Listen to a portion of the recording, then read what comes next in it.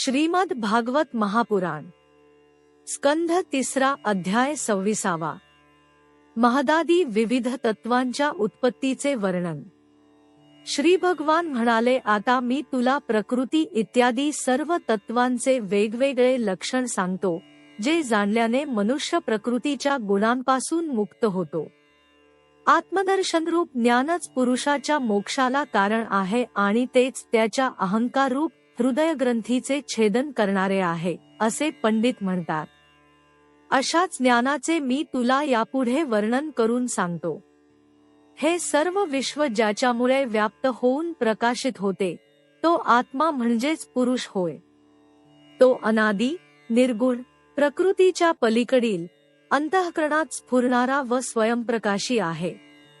त्या सर्वव्यापक पुरुषाने लीलाविलासपूर्वक आपल्याजवळ आलेल्या अव्यक्त आणि त्रिगुणात्मक वैष्णवी मायेचा स्वेच्छेने स्वीकार केला आहे. लीलाप्रायण प्रकृती आपल्या सत्वादी गुणांनी त्यांच्यासारख्याच प्रजेची निर्मिती करू लागली. हे पाहून ज्ञान झाकणाऱ्याच तिच्या आवरणशक्तीने पुरुष तत्काळ मोहित झाला आणि आपल्या स्वरूपाला विसरला. अशा प्रकारे आपल्यापेक्षा भिन्न प्रकृतीलाच आपले स्वरूप समजल्याने पुरुष प्रकृतीच्या गुणांकडून केल्या जाणाऱ्याच कर्मांचा आपणच करता आहोत, असे मानू लागतो. या कर्तृत्वाभिमानामुळेच अकर्ता, स्वाधीन, साक्षी आणि आनंद स्वरूप पुरुषाला जन्ममृत्यूरूप बंधन आणि पारतंत्र्य येते. कार्यरूप शरीर, कारणरूप इंद्रिये तसेच कर्तारूप इंद्रियाधिष्ठात्या देवता यांना पुरुष जो मी मानतो त्याला प्रकृती हेच कारण आहे, असे पंडित मानतात. तसेच वास्तविक प्रकृतीच्या पलीकडचा असूनही जो प्रकृतीमध्येच राहतो, त्या पुरुषाला सुखदुःख भोगण्याचे कारण मानले जाते.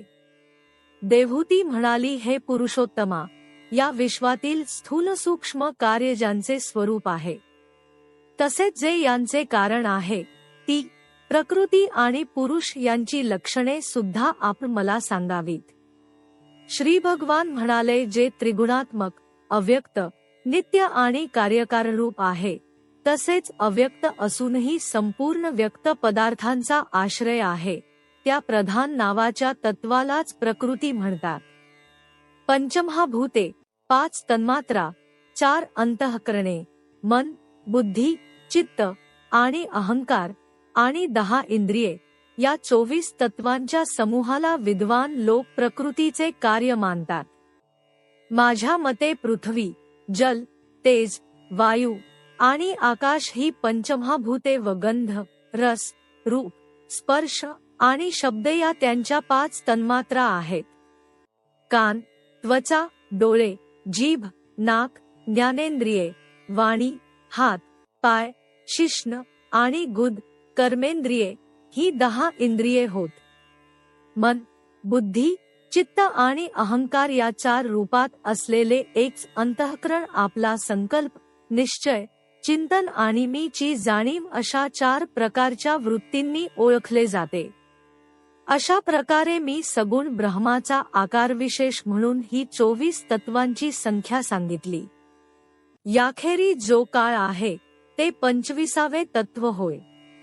मायेचे कार्य असलेल्या देह इत्यादींना मी मानून आपल्यालाच करता मानणाऱ्या जीवाला ज्याचे भय वाटते, त्या काळाला वेगळे तत्व न मानता काहीजण ईश्वराची संहारक शक्ती मानतात.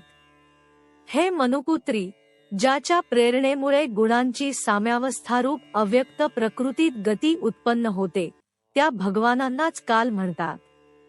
अशा प्रकारे जे आपल्या मायेच्या द्वारे सर्व प्राण्यांमध्ये जीवरूपाने आणि बाहेर कालरूपाने व्याप्त आहेत, ते भगवानच 25वे तत्व आहेत. जेव्हा परमपुरुषाने जीवांच्या अदृष्टानुसार कार्यप्रवण झालेल्या समस्त जीवांचे उत्पत्तीस्थान अशा मायेमध्ये चैतन्यरूप वीर्य स्थापित केले, तेव्हा त्यापासून तेजोमय महत्त्व उत्पन्न झाले. लयविक्षेपादिरहित तसेच जगाचे अंकुररूप या महत्त्वाने आपल्यात असलेल्या विश्वाला प्रगट करण्यासाठी आपल्या स्वरूपाला आच्छादित करणाऱ्या प्रलयकालीन अंधकाराला आपल्याच तेजाने नाहीसे केले. जे सत्वगुणमय, स्वच्छ, शांत, आणि भगवंतांच्या उपलब्धीचे स्थानरूप चित्त आहे, तेच महत्त्व आहे आणि त्यालाच वासुदेव म्हणतात.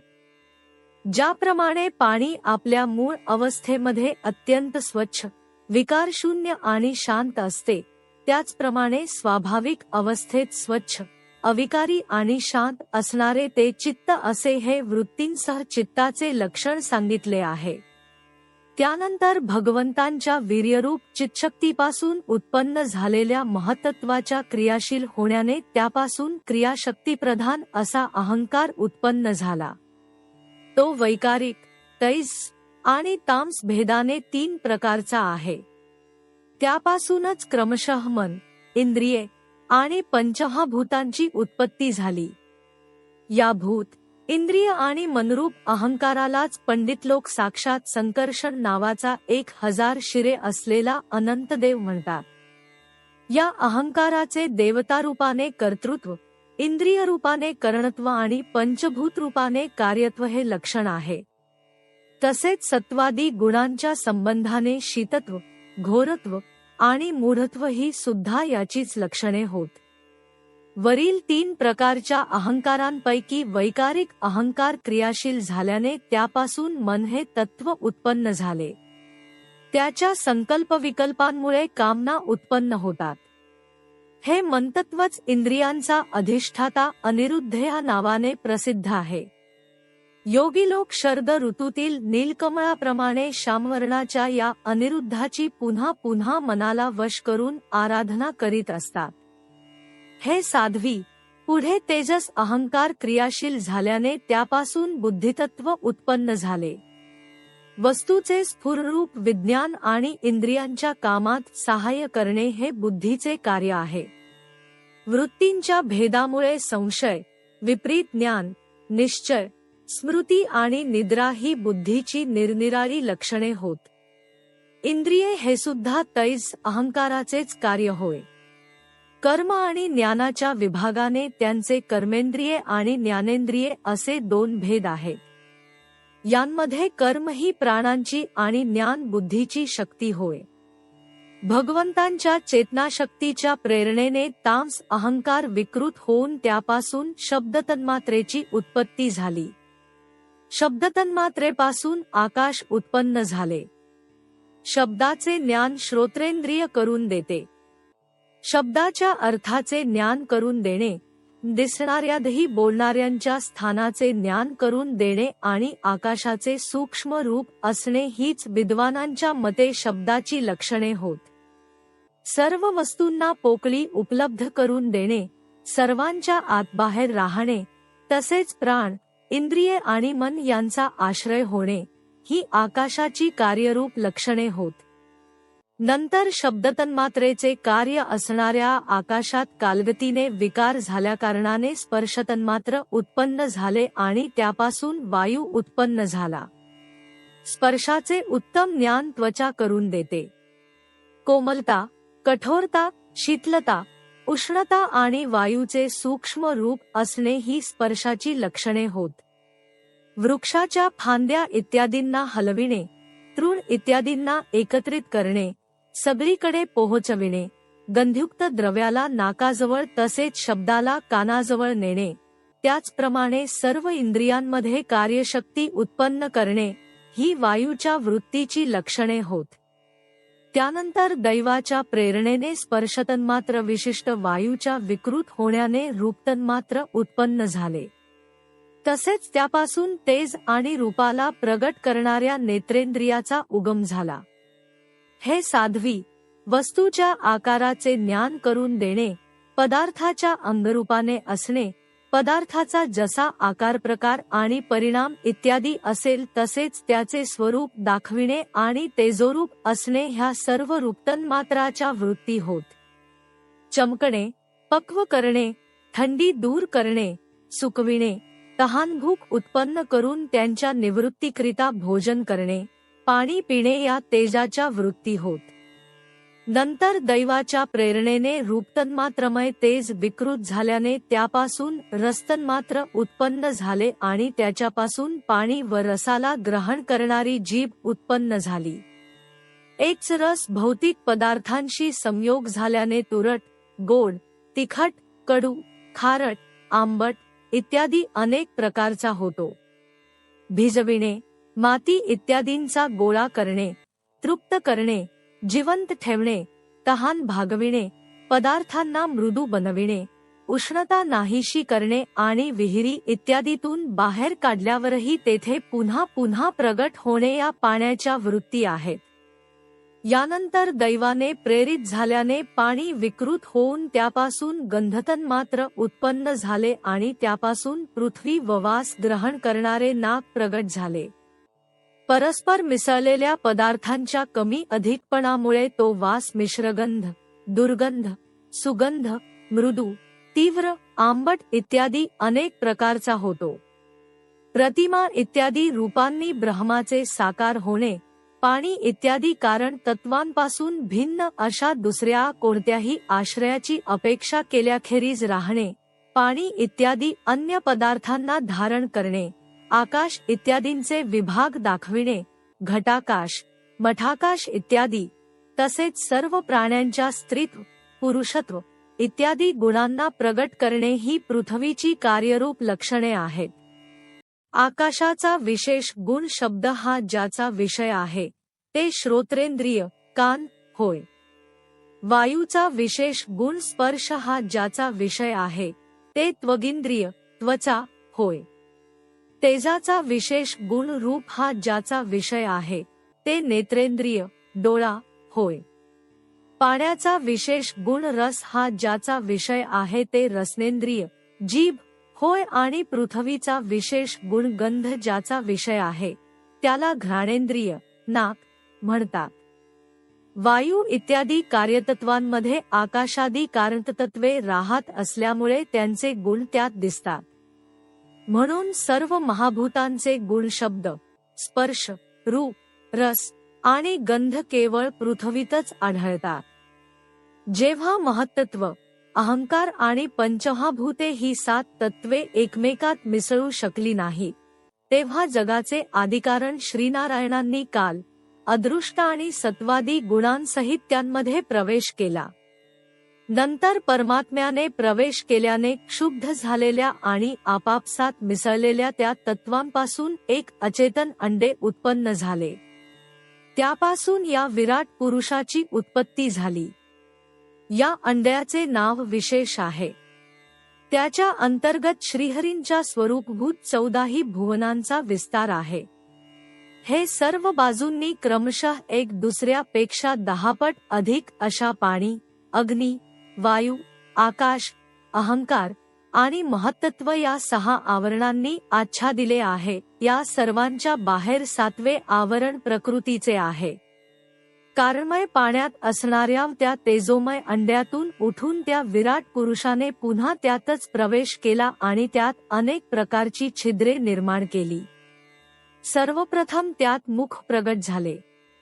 त्यातून वाकिंद्रिय आणि वाणीसह वाणीचा अधिष्ठाता अग्नी प्रविष्ट झाला.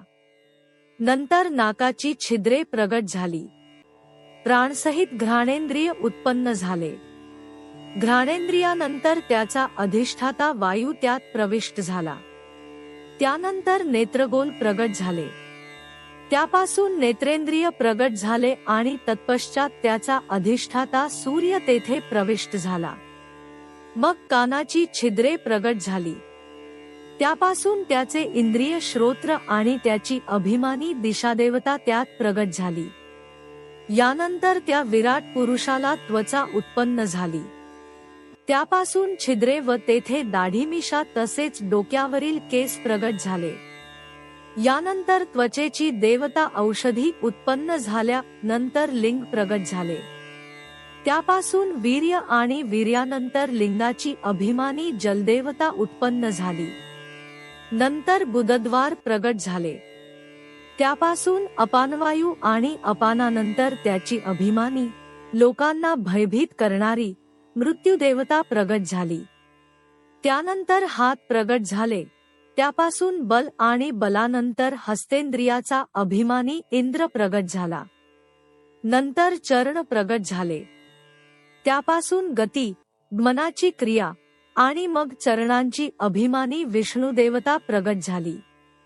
नंतर त्या विराट पुरुषाला नाड्या उत्पन्न झाल्या, त्यापासून रक्त उत्पन्न झाले आणि नंतर त्यांच्या अभिमानी देवता नद्या प्रगट झाल्या, नंतर पोट प्रगट झाले। त्यापासून तहानभूक अभिव्यक्त झाली आणि मग उदराची अभिमानी समुद्र देवता उत्पन्न झाली। त्यानंतर हृदय प्रगट झाले। हृदयापासून मन उत्पन्न झाले, नंतर त्याचा अभिमानी चंद्र उत्पन्न झाला। नंतर हृदयापासूनच बुद्धी आणि त्याचा अभिमानी ब्रह्मदेव प्रगट झाला। नंतर अहंकार व त्यापाठोपाठ त्याची अभिमानी रुद्रदेवता प्रगट झाली। यानंतर चित्त आणि त्याचा अभिमानी क्षेत्रज्ञ प्रगट झाला। जेव्हा या क्षेत्रज्ञा व्यतिरिक्त सर्व देवता उत्पन्न होऊन सुद्धा विराट पुरुषाला उठविण्यास असमर्थ ठरल्या, तेव्हा त्याला उठवण्यासाठी त्या देवता क्रमशः पुन्हा आपापल्या उत्पत्तीस्थानांमध्ये प्रविष्ट होऊ लागल्या। अग्नीने वाणीसह मुखामध्ये प्रवेश केला, परंतु त्यामुळे विराट पुरुष उठला नाही। वायूने घ्राणेंद्रियासह नाकांच्या छिद्रात प्रवेश केला, तरी सुद्धा विराट पुरुष उठला नाही। सूर्याने चक्षुसह नेत्रात प्रवेश केला, तरी पण विराट पुरुष उठला नाही।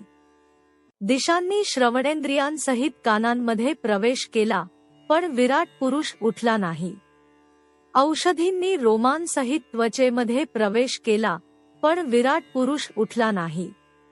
पाण्याने वीर्यासह लिंगामध्ये प्रवेश केला, तरी सुद्धा विराट पुरुष उठला नाही। मृत्यूने अपानाबरोबर गुदस्थानात प्रवेश करूनही विराट पुरुष उठला नाही।